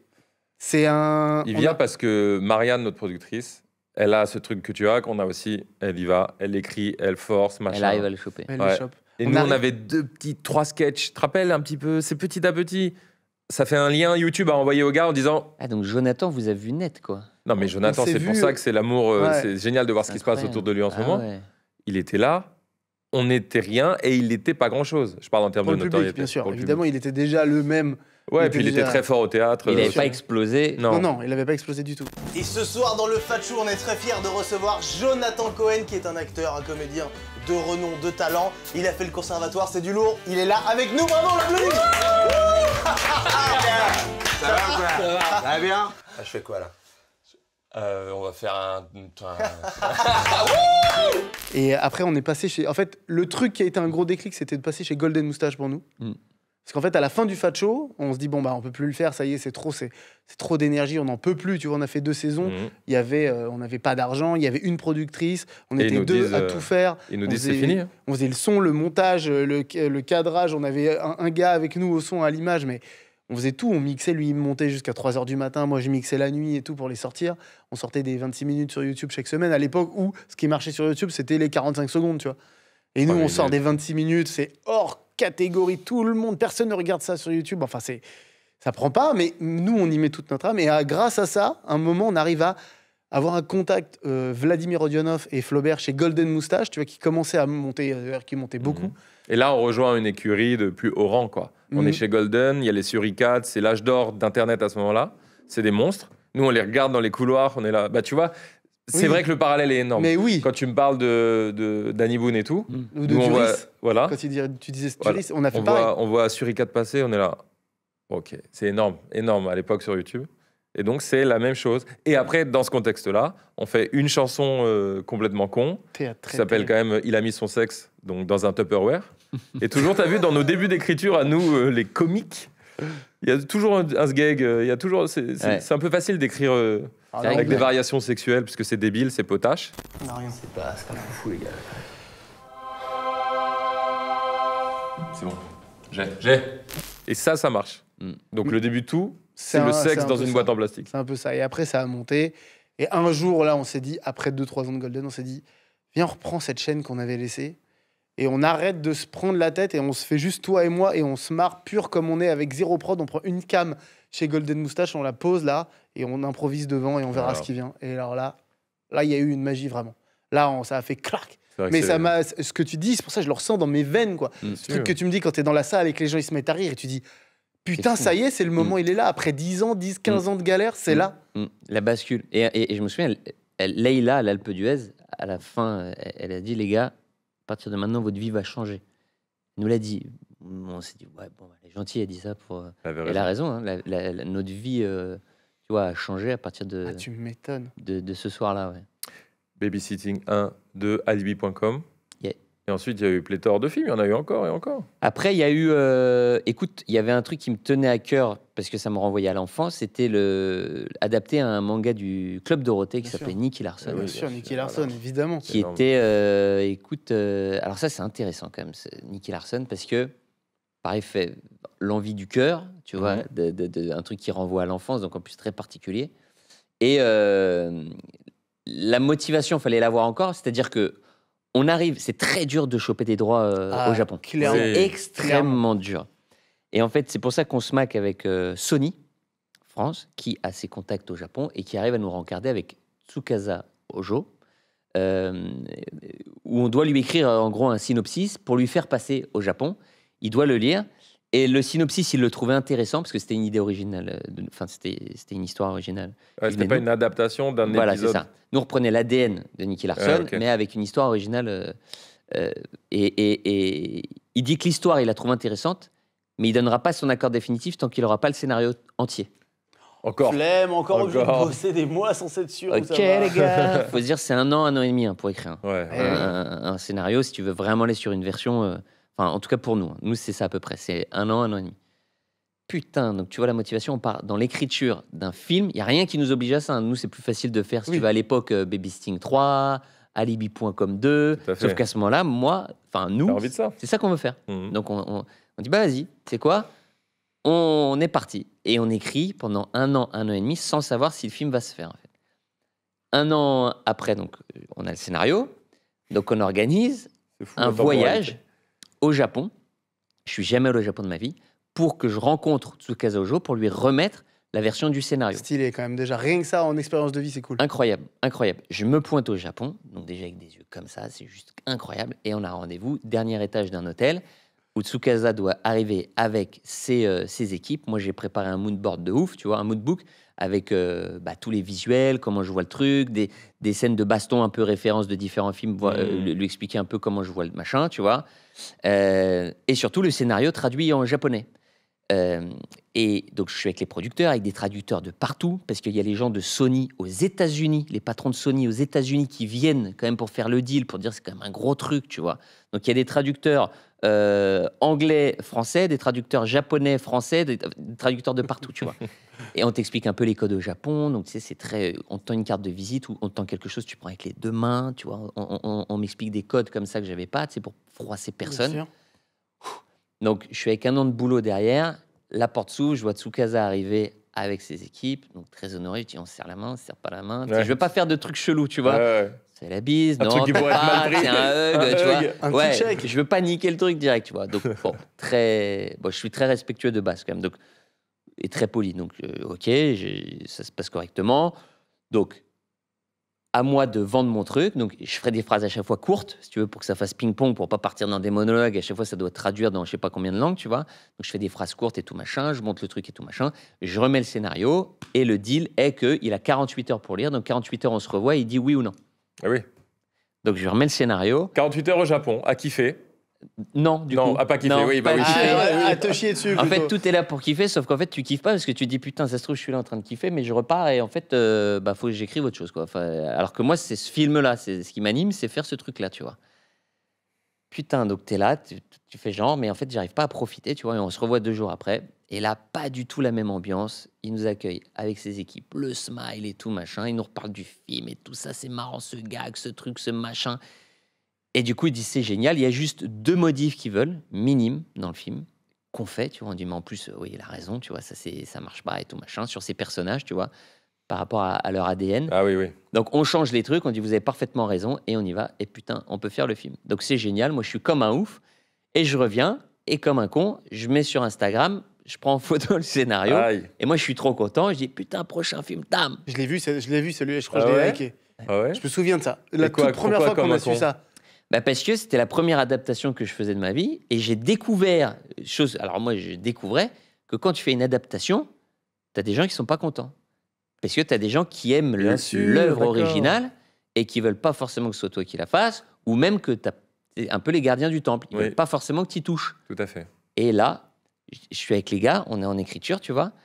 Je suis avec donc Pierre Lachaud, Pierre Dudant et Julien Ruti, avec qui on écrit à 4 à chaque fois. Et j'ai dit, putain les gars, on est en top tweet, Nicky Larson, tu vois, machin mortel. Ah non, c'est pas bon d'être entêté. Et là, je mets top tweet et tout. Et là, je fais défiler, et en fait, je vois qu'on est en top tweet, mais pas du tout pour des bonnes raisons. C'est rare. C'est rarissime. C'est rare d'être pour une bonne raison. T'as les fameux, tu sais, rhinocéros qui chie, tu sais, le truc qui vomit, le machin. Et moi, je connaissais pas ça. Les haters et tout. On n'avait pas été, on n'avait pas encore été, tu vois, confronté à ça, tu vois. Je dis, mais c'est quoi ce délire? Et on défile, on dit, mais les gars, on a fait une énorme connerie ou quoi? En fait, c'est quoi, tu vois? Des trucs qui allaient loin, des menaces de mort, machin. J'ai même vu, ça y est, Philippe Lachaud passe devant Cyril Hanouna dans les gens que j'ai le plus envie de voir mourir. C'est des trucs, mais fous, tu vois. Mes parents étaient sur Twitter à l'époque. Ah, oh là là, bah déjà, c'est fou, ça. Il faut pas. Avant, ça se passait bien. Sur Twitter, ça paraît avant, ça se passait bien, tu vois. Mes parents se retirent de Twitter, ils disent, c'est quoi? Je dis, non, regardez plus et tout, machin. Et là, quand même, on se dit, attends, il se passe un truc, tu vois. Donc, tu fais le film quand même en te disant, bon, bah, je sais pas, maintenant, de toute façon, on est lancé. Nous, on voulait le faire, le film, tu vois. Attends, tu veux dire que ça a quand même ça a instillé le doute? Bah, il y a un truc de se dire, attends, mais ce qui était énervant en même temps, c'est que les gens, ils avaient rien vu. Tu sais, on se dit, putain, ils veulent nous tuer dans l'œuf, tu sais. Donc ça, c'est un peu chiant. C'est le principe, c'est juste le principe, tu touches pas à donc ça. Donc t'as un peu de ce truc de se dire quand même, attends, viens, on fait le truc, mais on répond pas, tu sais, je réponds rien. Moi. Bien sûr. Et t'as la bonne attitude. Et je dis, s'ils me dégomment parce qu'ils aiment pas le film, bah, j'accepte, tu vois, parce que bon, bah, ils aiment pas, c'est le jeu. Mais qu'ils me défoncent avant d'avoir vu une image, c'est relou. Mais bon, je fais le film avec les haters, ça y va. Il y avait eu un truc très marrant. Sur les premiers visuels qu'on avait mis sur Internet, il y avait eu un truc très marrant sur Internet, c'était un film de Philippe Lachaud. Je sais pas si vous l'aviez vu se passer ce truc. En fait, il mettait des images ripoux, et en fait, il disait genre une image ripoux d'un bateau tout pété qui coule, et il dit Titanic, un film de Philippe Lachaud. C'était des trucs les plus cheap au monde, tu vois, avec marqué un film de Philippe Lachaud. Mais il y avait des trucs gauleries. Et ça, j'avais répondu. J'avais mis un mec, je sais plus, un mec déguisé en Schtroumpf, et j'ai mis Avatar, un film de Philippe Lachaud, enfin un truc... C'est bien, c'est bonne. Non, ça c'était un peu marrant. Ah ouais. Et je crois que même dans le film, à un moment, il y a Instagram avec des trucs qui. Je crois qu'il y a marqué un film de Philippe Lachaud. Je crois qu'on l'avait mis en clin d'œil dans le film. Tu le prends de la bonne manière. Ouais, bah de toute façon. Mais bon, le film n'était pas sorti encore. Je me dis, voilà. Donc je prends ça, mais on se prend quand même des rafales. Et des fois, j'avoue que c'est un peu dur. Et le film, là où j'avoue on se rate, c'est sur le premier teaser, en fait. Où là. Le teaser part. Ah voilà, ça fait mal. Et là, les fans de Nicky Larson, en fait, eux, ils voulaient un teaser, si tu veux, qui reprenait tous les codes de Nicky Larson, qui étaient dans le film, mais pas dans ce teaser. Le teaser, le distributeur, et nous, on avait dit oui, donc on a notre part de responsabilité, avait voulu faire un truc plus large, tu vois. Ouais, je vois. Et donc, les fans de Nicky Larson, ils ont dit, c'est quoi cette merde, ça marche pas, c'est quoi ça ressemble à rien, bref, ils nous fracassent. Et là, on commence à flipper, tu vois. On se dit, putain, on va se manger un mur. Parce qu'en fait, ils étaient quand même... Enfin, ils faisaient du bruit. Je sais pas s'ils étaient nombreux, mais en tout cas, ils faisaient du bruit sur Internet. Il y avait une forte caisse de résonance. C'est le principe. C'était repris un peu dans les médias, enfin, tu sais, dans les trucs Internet et tout. Oh là là, la risée, le truc, le machin. Et encore une fois, nous, on connaît pas ce truc-là, tu vois. On découvre. Je fais, putain. Sur la bande-annonce, on arrive à rattraper un peu, tu vois, où on met la musique de Nicky Larson, de City Hunter du dessin animé, qui est dans le film, hein. Mais là, on la met dès la bande-annonce et machin et tout. T'en as qui se calment un peu, mais pas beaucoup, tu vois. Bon, après, je vous fais le raccourci clavier. Le film sort. Et en fait, ce qui se passe, c'est que la tendance s'inverse complètement. En fait, ils voient encore une fois que la démarche est sincère. Et en fait, des mecs qui faisaient des vidéos YouTube, des fois de 20 minutes, en me défonçant, refont des vidéos de 20 minutes en disant « Je m'excuse, et explique pourquoi c'était de bonne guerre, tu vois. Ouais. C'est-à-dire que là, ça s'inverse et tout, machin. Et je sais qu'aujourd'hui, même le film, pour les fans, a plutôt validé. Ouais, il a été plutôt validé. Et je suis allé au Japon après le présenter. C'était génial. Ouais, L'avant-première s'est extrêmement bien passé aussi. Donc, ça reste une expérience positive, mais un peu traumatisante au début, tu vois. Ouais, je comprends. Le film a fait moins d'entrées que les autres. C'est celui qui a fait le moins d'entrées de tous, tu vois. Je pense... Alors, déjà, parce qu'on est parti, je pense, avec un boulet au pied de scepticisme général. Donc après, pour rattraper, c'était pas évident. Et je pense aussi parce que le film est moins large, tu vois, plus tout orienté, simplement. quand Plus, même, voilà, tu vois, mais moins large que Baby Sting ou Alibi.com qui parle peut-être plus, tu vois, aux familles et tout ça. Là, aujourd'hui, de ta position, est-ce que tu peux nous faire un petit état des lieux de Philippe Lachaud? Eh ben alors, je finis l'histoire en tout cas, parce que ça reste quand même assez incroyable. Donc ça fait à peu près 10 ans qu'on a commencé, tu vois. On est en 2023, premier tournage en 2013. Ouais. Et ce qui boucle quand même cette histoire de façon magnifique, je sais pas ce que vont donner les 10 prochaines années, mais ça sera dur de faire en sorte qu'elle soit aussi belle. Mais ce qui boucle, c'est que le dernier film qu'on est sorti, c'est Alibi.com 2, qui est notre plus gros succès de tous. C'est-à-dire que 10 ans après, le rêve perdure avec, on a fait 4 300 000 entrées sur Alibi.com 2, où, encore une fois, au bout de 10 ans, au cinéma, c'est dur, si tu veux, de perdurer. C'est pas évident, tu vois. Et donc, à chaque fois, tu dis, ah bon, là, on est en haut de la montagne. Maintenant, on peut que descendre. Et après, machin. Et j'ai l'impression qu'on est monté encore plus haut, tu vois. Donc, à chaque fois, on a l'impression d'être au sommet. Là, j'ai l'impression d'y être. Je me dis, maintenant, ça peut que redescendre. Donc, l'idée, c'est d'en profiter, tu vois. Profite et quoi qu'il arrive... Tu auras fait ce que tu as fait. Ah oui. Ah bah, ça, c'est ouf. Je sais que voilà, ces 10 années ont été les plus belles de toute ma vie. Ouais, mais même avec les 10 ans, les 10 ans d'avant, en fait, parce que c'est encore plus beau, je trouve, parce qu'on a entendu ce début. Et c'est ce chemin qui est encore plus dingue, tu vois ce que je veux dire, il a encore plus de valeur. C'est tellement mérité. T'es pas obligé forcément de passer par la douleur, mais quand tu passes par là, c'est quand même... T'apprécies plus. Ouais. Et surtout, et tu vois, et on le fait en bande en plus, et tu l'apprécies encore plus quand t'es à plusieurs. Je pense que ça vous fait pareil. Quand tu peux partager les doutes, les mauvais moments, et du coup, les revanches, les bons moments, et les moments de joie, quand t'as quelqu'un à serrer dans tes bras, tu vois, qui ressent exactement la même chose que toi, c'est encore plus fort. Et ça rend l'histoire plus belle. C'est très juste. On était amis avant tout ça. Et je pense, là, quand tu dis ça, je pense à lui, bien sûr, parce qu'on est en binôme, et à nos épouses, avec qui on était avant. Elles sont pas là pour ça, tu vois ce que je veux dire? On était rien, elles étaient là au berceau. Et quand tu vis ça, là, quand nous, on a percé, c'est une émotion très particulière. Donc, on est à 100% avec toi. Et je pense que les gens ont ressenti là, très fort ce que tu nous as véhiculé. Moi, j'ai adoré. Et bah, écoute, c'était un bon moment, les gars. J'avais l'impression d'être avec un psy sans payer. C'est